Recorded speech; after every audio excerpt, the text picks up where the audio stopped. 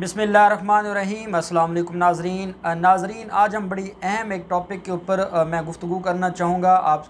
آپ کے ساتھ کچھ چیزیں شیئر کرنا چاہوں گا، اور وہ ہے آج کل پاکستان میں پاکستان ٹیلی ویژن پہ جو ایک ترکی ڈرامہ جس کا بہت زیادہ چرچا ہے، جس کے بارے میں بہت زیادہ گفتگو ہو رہی ہے، ڈسکشن ہو رہی ہے، اور سب سے اہم بات یہ ہے کہ پاکستان کے وزیر اعظم نے نوجوانوں کو تلقین کی ہے کہ وہ اس ڈرامے کو دیکھیں۔ یہ ارطغرل، ہم اردو میں اس کو کہتے ہیں ارطغرل، اس کو ترکی میں کہا جاتا ہے ارطغرل ڈرامہ۔ اس کے بارے میں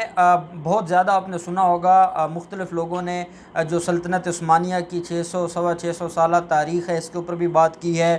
پھر جب سلطنت عثمانیہ ختم ہوتی ہے اور اس کے بعد کیے جانے والے معاہدات کی بھی آپ نے بات سنی ہوگی، جو آج بھی فرانس کے اندر فرینچ زبان میں لکھا پڑا ہے، وہ 5 نکاتی معاہدہ جب سلطنت عثمانیہ، وہ بیسیکلی معاہدہ 5 نکاتی معاہدہ جو ترکوں کے زوال کی ایک داستان لکھی پڑی ہے، جو اب آ کر 2023 میں ختم ہو رہا ہے۔ آپ نے اس کے اوپر بہت زیادہ چیزوں کو سنا ہوگا۔ میں کچھ وہ چیزیں آپ کے ساتھ شیئر کرنا چاہتا ہوں کہ ایسی کون سی بات ہے اس ڈرامے میں، اور یہ جو ایک کنسیپٹ دیا جا رہا ہے، کیونکہ ہمارے ہاں جب بھی کوئی پازیٹیو کام ہونے لگتا ہے تو اس کے اوپر بہت زیادہ تنقید شروع ہو جاتی ہے۔ جہاں ہمارے کچھ مذہبی حلقے اس کے اوپر بات کر رہے ہیں، وہیں پہ جو ہمارے شوبز کے لوگ ہیں ان کو بہت زیادہ تکلیف ہے۔ اگر ترکی کے ڈرامے جو لو سٹوریز کے اوپر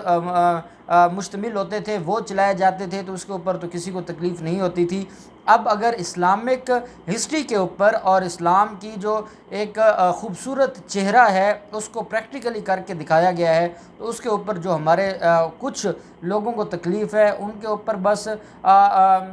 دکھ ہی کیا جا سکتا ہے، افسوس ہی کیا جا سکتا ہے، اس کے علاوہ ان کا کوئی حل نہیں ہے۔ اب عمران خان پاکستان کا وزیر اعظم ہے، عمران خان نے پوری دنیا دیکھی ہے، عمران خان کی زندگی ویسٹ میں گزری ہے۔ ایسی کون سی چیز تھی کہ اس نے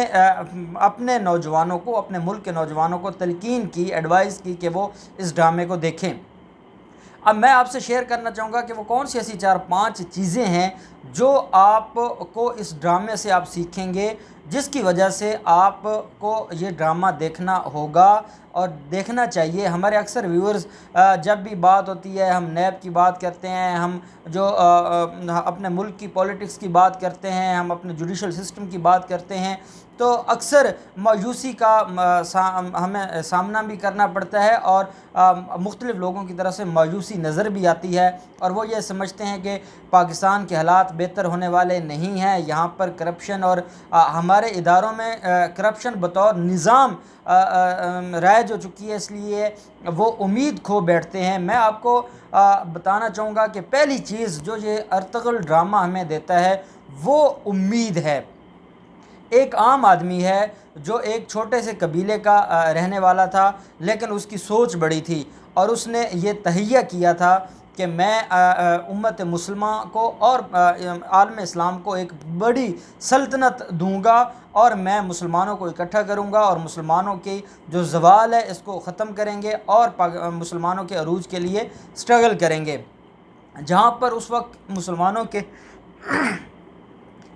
کے 2 بڑے دشمن تھے، ایک بزنطینی تھے جو صلیبی جن کو کہا جاتا تھا، اور دوسرے منگول بھی اس وقت عروج پر تھے، اور جو صلیبی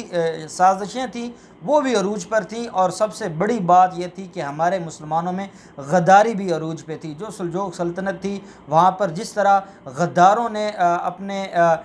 ٹھکانے بنائے ہوئے تھے، وہ بھی ہمارے لیے بڑا ایک لمحہ فکریہ ہے۔ پہلی چیز جو ہم اس ڈرامے سے سیکھتے ہیں کہ ارطغرل جو شاہ سلیمان کا بیٹا ہے وہ کائی قبیلے کے رہنے والے تھے، وہاں سے وہ جب اپنے نظریات کو پروموٹ کرنے کی بات کرتا ہے، جب وہ یہ کہتا ہے کہ میں پوری دنیا میں اسلام کا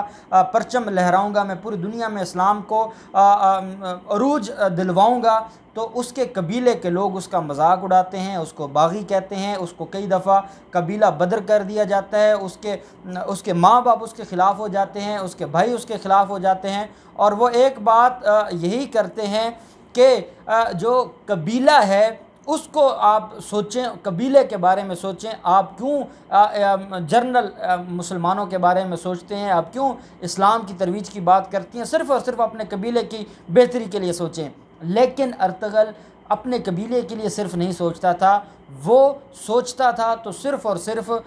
اسلام کے بارے میں اور پوری دنیا کے مسلمانوں کے بارے میں وہ سوچتا تھا، اور یہی وہ سوچ تھی کہ ارطغرل کو کامیابیاں ملی، اس نے پوری دنیا میں، اور وہ سلطنت عثمانیہ کے بانیوں میں اس کا شمار ہوتا ہے، اور اس کے بیٹوں سے اس کا بیٹا جو عثمان تھا اس سے پھر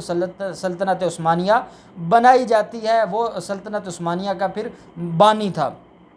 اب جو دوسری اس میں اہم بات ہے وہ یہ ہے کہ اگر انسان کا کردار ہوگا تو کردار ایسی چیز ہے کہ وہ اگر ظاہری طور پر اس کے پاس کوئی بہت زیادہ پاور نہیں ہوگی، ظاہری طور پر اس کے پاس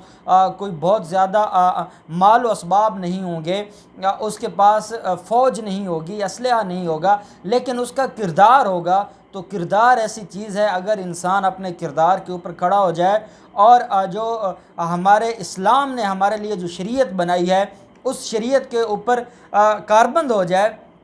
تو اس کو دنیا کی کوئی طاقت شکست نہیں دے سکتی۔ انسان، یہی اقبال نے بھی کہا تھا کہ جو کردار کا غازی بن جائے گا وہی کامیاب ہوگا اور وہی اسلام کا نام روشن کر سکتا ہے۔ تیسری ہم اس ڈرامے کے اندر جو بڑی اہم چیز ہے وہ یہ ہے، جو بطور مسلمان ہمیں سیکھنی ہوگی، وہ یہ ہے کہ جو اسلام کا اوریجنل چہرہ ہے، کیونکہ ہمارے ہاں بدقسمتی سے دو طرح کے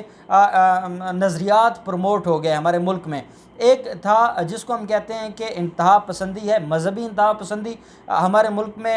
پروموٹ ہوئی، اور ایک لبرل یا جس کو ماڈرن انتہا پسندی کہتے ہیں، سیکولر انتہا پسندی کہتے ہیں، وہ پروموٹ ہوئی ہے۔ تو جو اصل اسلام تھا وہ دو ان نظریات کے بیچ میں کہیں گم ہو گیا تھا۔ ہمارے بڑے اسکالرز نے اس کے اوپر پازیٹیولی کام کیا ہے اور پوری دنیا میں اسلام کا جو ماڈریٹ کنسیپٹ آف اسلام ہے اس کو پھیلایا ہے اور اس کو پھیلانے کی اور اس کو ترویج کی کوشش کی ہے۔ لیکن میں یہ کہتا ہوں کہ اس ڈرامے نے پوری دنیا کے اندر اسلام کا جو اصل چہرہ ہے، جو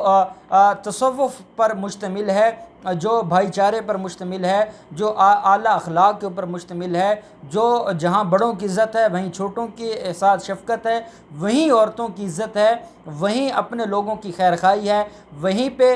جو ایک بھائی چارے کا کنسیپٹ دیا تھا ہمارے پیغمبر صلی اللہ علیہ وآلہ وسلم نے، وہ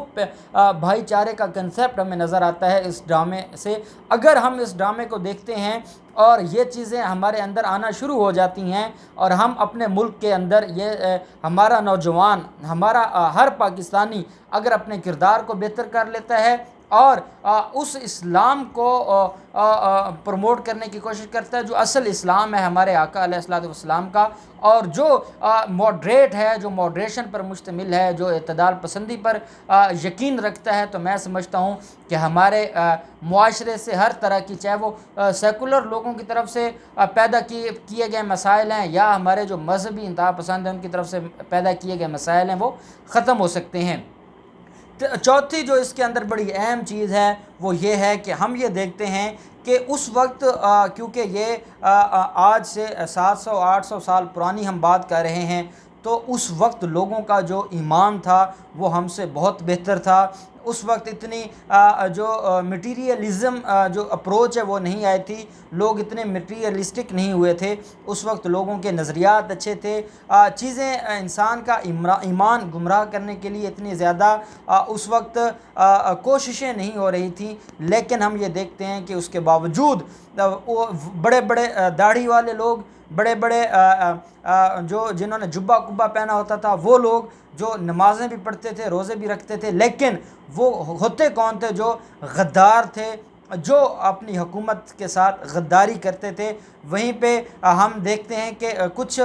جو فوجی تھے، جو سپہ سالار تھے، وہ بھی غداری کرتے تھے، کچھ سیاستدان اور امراء تھے سلجوق سلطنت کے، وہ بھی غدار تھے۔ تو میں اگر اس کو سوچتا ہوں کہ تب جو اس وقت کے حالات تھے، مسلمانوں کے اوپر زوال تھا اور مسلمانوں کو ضرورت تھی کہ وہ دوبارہ سے اکٹھے ہوں اور اپنے آپ کو بہتر کریں، تب اگر غدار اس حد تک کہ وہ بڑے عہدوں پر بیٹھ سکتے ہیں، وہ بڑے عہدوں تک پہنچ سکتے ہیں، تو آج اگر ہم پاکستان میں دیکھیں اور ہم یہ دیکھیں کہ ہمارے ملک میں تو پھر اللہ معاف کرے جس طرح کے حکمران رہے ہیں، غداری کس مقام کے اوپر ہوگی ہمارے ملک میں، کس کس لیول پر غدار بیٹھے ہوں گے، جو کس کس کے ایجنڈے پر کام کر رہے ہوں گے اور وہ اپنا ایمان بیچ رہے ہوں گے، اپنے ملک کو بیچ رہے ہوں گے۔ ہم نے یہ دیکھنا ہوگا کہ اگر اس وقت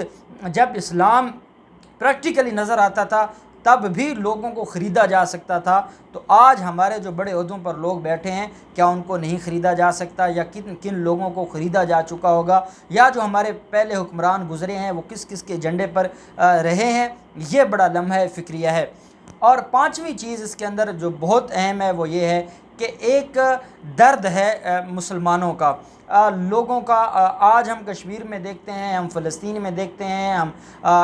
برما میں دیکھتے ہیں مسلمانوں کے ساتھ جو زیادتیاں ہو رہی ہیں، جو ظلم و ستم ہو رہا ہے، تو ہم کچھ نہیں کر سکتے، لیکن ہمارے دل میں ان کے لیے ہم دعا تو دے سکتے ہیں، ہم ان کے لیے سوشل میڈیا پر سٹرگل کر سکتے ہیں، ہم جد و جہد کر سکتے ہیں کہ کل ہم سے پوچھا جانا ہے کہ ہم جو امت مسلمہ ہیں، ہم نے اپنے ہر امتی کی، ہر مسلمان کی پریشانی کو اپنی پریشانی سمجھنا ہے، ان کے ہر دکھ کو اپنا دکھ سمجھنا ہے۔ آج ہم اتنے مٹیریلسٹک ہو گئے ہیں کہ ہم کہتے ہیں کہ ہمارا گھر بچا ہوا ہے، بس ٹھیک ہے، باقی سب کے گھر جل جائیں، ہمیں کوئی فکر نہیں ہے، ہمیں کوئی فرق نہیں پڑتا۔ یہ سوچ ہمیں زوال کی طرف لے کے جا رہی ہے۔ ارطغرل ڈرامہ میں یہ دکھاتا ہے کہ وہ ایک چھوٹے سے قبیلے میں بیٹھ کر وہ پورے عالم اسلام پر ہونے والے مظالم کو سوچ رہا تھا، اور اس کا دل دکھتا تھا، اور اس دل دکھنے کی وجہ سے اس نے کوشش کی، اور پھر پوری دنیا پر اور اتنی بڑی سلطنت بنائی، اور اتنی بڑی سلطنت کے بانیوں میں ان کا نام آیا۔ تو میں اپنے سارے دوستوں کو گزارش کروں گا، جیسے ہمارے پرائم منسٹر نے بھی پوری قوم سے یہ ریکویسٹ کی ہے کہ جو نظریات ہیں، ہمیشہ دیکھیں ویسٹ جب کوئی مووی بناتا ہے، ہالی ووڈ میں مووی بنائی جاتی ہے یا ان کے سیزنز آتے ہیں، اس کے پیچھے بھی کوئی نہ کوئی نظریہ ہوتا ہے۔ بالی ووڈ میں جب ہندوستان کوئی موویاں بناتا ہے، کوئی ڈرامے وہ بناتے ہیں، تو اس کے پیچھے بھی ان کی اپنی ایک سوچ ہوتی ہے۔ وہ ساری موویز، وہ سارے ڈرامے اس نظریے کے گرد گھومتے ہیں، اور یہ جو ڈرامہ ہے، یہ جس نظریے کے گرد گھومتا ہے وہ اسلام ہے، اور وہ اسلام کا عروج ہے۔ اور بطور مسلمان اور بطور پاکستانی ہماری ذمہ داری ہے کہ ہم اس ڈرامے کو بھی دیکھیں، اور اس سے ہمیں کریج ملے گی، ہمیں حوصلہ ملے گا، ہمارے اندر جذبات بڑھیں گے، اور ہم اپنے ملک کی بہتری کے لیے اور عالم اسلام کی بہتری کے لیے اپنا کردار ادا کرنے کی کوشش کریں گے۔ بہت شکریہ۔